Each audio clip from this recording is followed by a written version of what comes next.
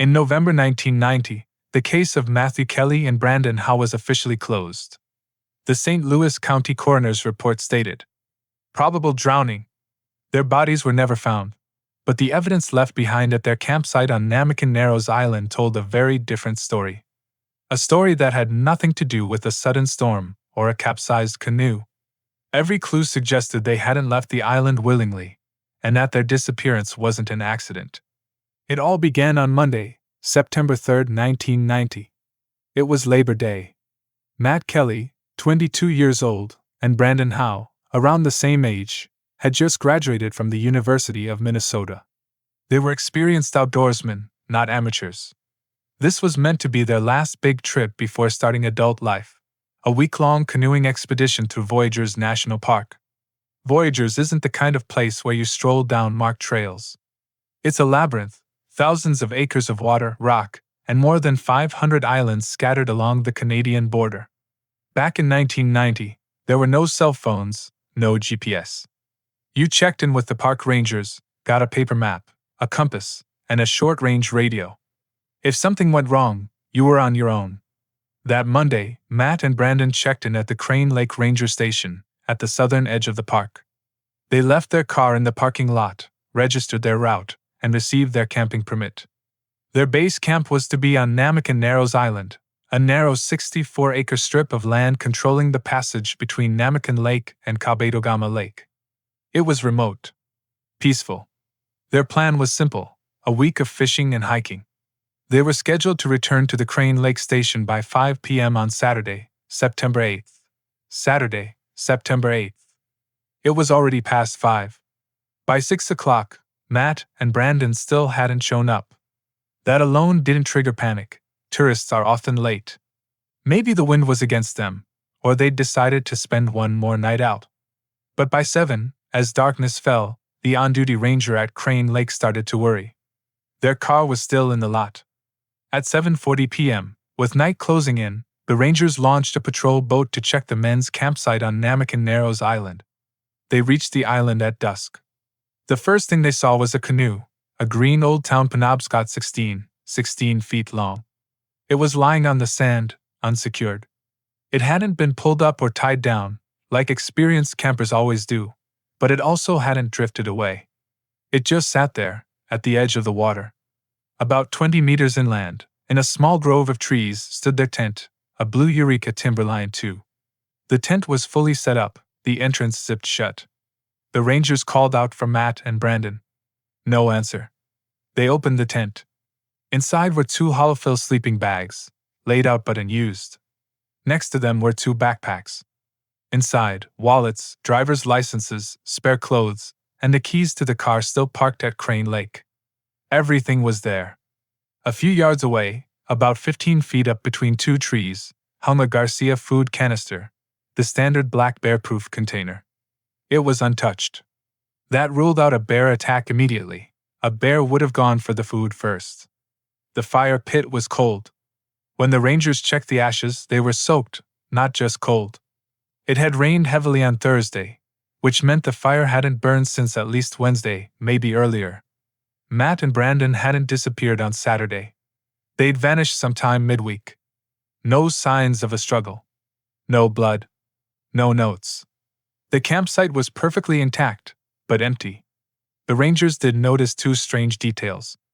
On a log near the fire pit sat an empty can of full-gas coffee. And right at the water's edge, beside the canoe, lay a single shoe. A left hiking boot. Size 11. Later, the shoe was identified as belonging to Matt Kelly. The strangest part was the way it was positioned. The toe pointed straight toward the lake, as if its owner had taken one last step and vanished into the water. But the second shoe was never found. On Sunday, September 9th, a large-scale search and rescue operation began. First, rangers combed the entire island, all 64 acres of it. Nothing. On Monday, September 10th, boats from the St. Louis County Sheriff's Office joined the search, dragging the lakebed around the island. The water in Namakan Lake is dark and bitterly cold, visibility near zero. On Tuesday, September 11th, a Bell 206 helicopter was deployed. It circled the island and the surrounding waters for hours, scanning for anything, clothing, gear, a bright patch on the surface. Nothing. On Wednesday, September 12th, dive teams arrived. They focused on the area where the shoe had been found and near the narrow channel. The lake floor was choked with fallen trees and debris. The work was slow, dangerous, and fruitless. That same Wednesday, tracking dogs were brought in from Ely, Minnesota. They were trained to follow human scent. Handlers let them sniff items from the sleeping bags. The dogs picked up a faint trail from the tent, but it was weak. They completely ignored the spot where the shoe had been found by the water. Instead, they led their handlers across the entire island, to its eastern tip, a rocky point that dropped sharply into the water. There, at the roots of a large birch tree, the trail simply ended. The dogs stopped, circled in confusion, then lay down. The handlers said, "The scent's gone. It just ends here." It didn't lead into the water, and it didn't return to the woods. It simply vanished. The active search lasted nearly 2 weeks. Neither Matt nor Brandon, nor their gear, nor the second shoe, was ever found. By November 1990, as the lake began to freeze, the case was officially closed. Cause of death: probable drowning. But that conclusion satisfied no one who'd seen the campsite. If they had drowned after their canoe capsized, why was the canoe neatly on shore? If they had drowned, why was their camp fully set up? And if they both drowned, who placed Matt's shoe facing the water? For 10 years, the families of Matt, Kelly, and Brandon Howe lived with that version of events. 10 years of silence. 10 years listed as missing, presumed drowned. Until an autumn day, September 11th, 2000, when everything changed. 10 years. For a decade, the Matthew Kelly and Brandon Howe case sat in the archives of St. Louis County. The official cause, probable drowning, never convinced anyone, but there was nothing to challenge it. 10 long years with no answers. Matt's car had stayed at the Crane Lake parking lot until his father finally came to retrieve it. The size 11 boot found by the shore, and the green Old Town Penobscot canoe, remained the only physical evidence. They told no story. For 10 years, the forest and the water kept their secret. And then, on September 11th, 2000, that secret was revealed, in the most gruesome way imaginable. That day, a crew of loggers from Weir Hauling Company was working several miles north of the Namakan Narrows. They weren't tourists. They were professionals, cutting a new winter road through dense, nearly impassable forests for timber transport. Their worksite was about 5.5 miles north of Namakan Island. To be clear, that's 5.5 miles in a straight line, through swamps and tangled brush, far from any water. One of the bulldozer operators, while clearing debris, struck a structure. It was an old hunting cabin, half sunken into the ground. Judging by its construction, it had been built sometime in the 1940s. Long abandoned. The shingle roof had caved in. The log walls were coated with mold. The crew approached cautiously, wanting to make sure no squatters, or dead animals, were inside. What they found made them call the sheriff's office immediately. Inside the partially collapsed cabin, in the dim light, among the debris and fallen beams, they found human remains. But these weren't just remains. This was the site of an execution. 2 skeletons were found hanging from the main roof beam of the cabin. They weren't tied with rope, but with a thick 10mm carbon cord, the kind used for industrial climbing or marine work. From the surviving fragments, it appeared they had once been suspended so that their feet barely touched the floor. Both had their hands bound behind their backs, their legs tied, and secured to the lower beams along the wall. Forensic examiners at the scene studied the knots. They were complex seamen's knots, pulled tight with tremendous force. They couldn't be cut, they had to be sawn through. The clothing on the remains had mostly rotted away, but a few pieces survived, remnants of Patagonia fleece jackets and Levi's jeans, models popular in the late 1980s and early 1990s. That was the first clue. Dental records later confirmed the identities: Matthew Kelly and Brandon Howe. But they weren't alone in that cabin. In the back corner, behind a collapsed table, lay a third skeleton. This man was dressed in the remnants of camouflage clothing. Unlike Matt and Brandon, he wasn't bound. He was lying on his back, and the entire front of his skull had been caved in. Beside his right hand, half buried in the dirt, was a carbine rifle. The weapon was so badly rusted that holes had eaten through the barrel. But the model could still be identified: a Remington semi-automatic carbine, model 7400. Crime scene investigators arrived soon after. What they saw was horrifying. This wasn't some drug deal gone wrong, or a random act of violence. It was methodical, deliberate. The long-closed case of the drowned students was immediately pulled from the archives. Now investigators had 3 bodies, and a cabin 5.5 miles from the last known location of Matt and Brandon. But how had they gotten there? Their canoe, the Old Town Penobscot 16, was never found, not on the island, not on the mainland. There was no indication the two had traveled that far through dense forest on foot. It seemed clear they had been brought to the cabin. But by whom, and how? The coroner's report, released a few weeks later, revealed even more disturbing details. First, the time of death. Analysis showed that all 3 men had died between 1990 and 1992. They had perished there shortly after Matt and Brandon disappeared. Second, the cause of death for Matt and Brandon.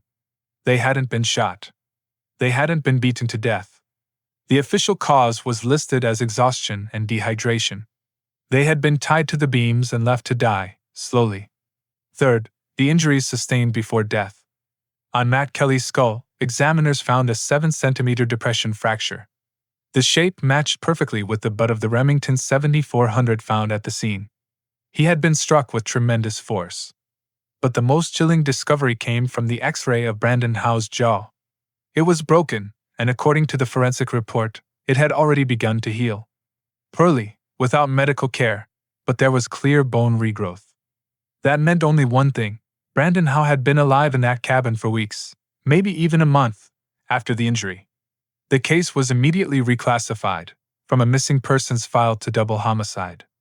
Investigators now had a new picture in mind: someone, likely the man in camouflage, had abducted Matt and Brandon from their island. He had taken them to the mainland, possibly using their own canoe, which he later sank or hid. He had brought them to that remote, forgotten cabin, beaten them, broken Brandon's jaw, and smashed Matt's skull with the rifles, but then he tied them to the beams and left them there to die. But that raised the most crucial question of all. If he was their captor, who killed him? And why did he let his captives starve, instead of finishing them off? The discovery in that decaying cabin in the fall of 2000 completely transformed the case. Investigators were no longer dealing with 2 missing hikers, but with a triple murder. At least, that's what it looked like at first. The key question was no longer, where are Matt and Brandon? But, who was the third man, and what really happened here? The remains of Matthew Kelly and Brandon Howe were identified through dental records. But the third skeleton was a mystery. He wore camouflage clothing, but there was no wallet, no ID, no personal items in his pockets. He was a ghost. The key to uncovering his identity lay beside him: the rusted Remington Model 7400 carbine found in the dirt. The weapon was in terrible condition. 10 years in a damp cabin under a leaking roof had nearly destroyed it. But forensic experts at the Minnesota State Crime Lab managed to pull off the nearly impossible. Using X-ray imaging and acid etching, they restored the weapon's serial number. That number led them back to the sale record. The rifle had been purchased in 1986 at a gun shop in Duluth. The buyer was identified, a name familiar to local rangers and a few longtime residents of St. Louis County, though not to law enforcement. He was a U.S. Navy veteran, a man who had served in Vietnam. After being discharged for medical reasons, he returned to Minnesota, but never managed to reintegrate into society. By the late 1980s, he had completely disappeared from the system. No address. No job. Locals knew him as a hermit, a miner, a recluse. He was infamous for his extreme paranoia, his distrust of the government, and his hostility toward outsiders, whom he viewed as trespassers in his territory. He lived off the grid, moving through the woods, apparently using old, abandoned cabins like this one, built in the early 1900s, as makeshift shelters. And one crucial detail stood out: he had been a sailor. That perfectly explained the complex nautical knots used to bind Matt and Brandon, knots that couldn't have been untied by hand. With this information, investigators pieced together what was likely the terrifying chain of events that unfolded in September 1990. It all began at the campfire on Namakan Narrows Island. Rangers had determined that the ashes in the fire pit were soaked by rain on Wednesday, September 5th, meaning Matt and Brandon had still been there that day. The most plausible theory was that they either encountered the hermit while fishing or hiking, or he stumbled upon them. Maybe he approached their campsite to steal supplies. Or, more likely, Matt and Brandon accidentally discovered one of his illegal traps or hideouts on the mainland while exploring the rocky shore. For a paranoid man who'd spent decades hiding from people, that would have felt like an invasion. He couldn't risk them leaving, or reporting him to authorities. He probably confronted them at gunpoint with the Remington carbine, forcing them into their own canoe, the Old Town Penobscot 16. That's why the canoe was never found on the island. He ferried them to the mainland, then marched them 5.5 miles through dense forest to his cabin. That explained how they made it so far without their gear. Matt's lone boot, found on the shoreline, remained an enigma. Perhaps he lost it during the abduction, or maybe the hermit had ordered them to remove their shoes to prevent escape, and one had simply been left behind at the water's edge. Once inside the cabin, the hermit had complete control. He beat them. The fracture on Matt's skull from the rifle butt and Brandon's broken jaw weren't from a fight. They were deliberate injuries, meant to subdue them. Then he tied them to the beams. The most horrifying detail from the coroner's report was Brandon Howe's partially healed jaw. It had developed osteomyelitis, an infection caused by bone trauma.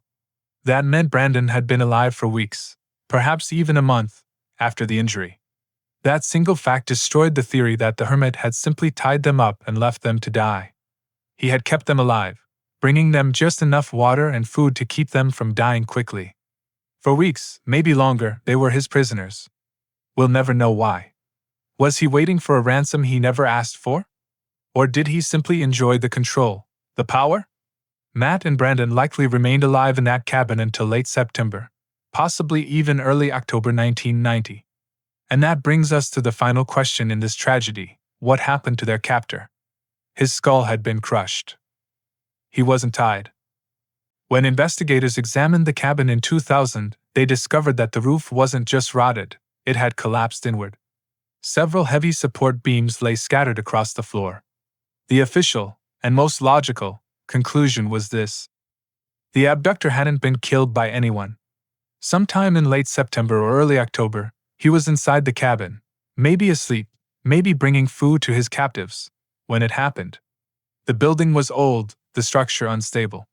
After weeks of rain, one of the main roof beams finally gave way under its own weight. It came crashing down, striking the hermit in the head and killing him instantly. Matt, Kelly and Brandon Howe, weak, injured, and tied to the walls, witnessed it all. Their captor, their tormentor, and their only source of food and water was suddenly gone. He lay on the floor, just a few feet away, and yet, as unreachable as freedom itself. The sailor's knots he had used to bind them were too tight. The nylon rope was impossible to break. According to the coroner's report, both men died of exhaustion and dehydration. They endured a slow, agonizing death, trapped in the cabin with the corpse of the man who had taken their lives. The case was officially closed. In the records, it was classified as kidnapping and double homicide by an unknown suspect, whose own death, ruled accidental, made prosecution impossible. It remains one of those rare cases in criminal history where the killer and his victims died in the same place, but for completely different reasons. The Old Town Penobscot canoe was never found. Most likely, the hermit sank it somewhere in the deep waters of Namakan Lake, taking with it the final piece of the story. For 10 years, the forests of Minnesota kept their secret. And only by chance, a single discovery, did we finally learn the truth.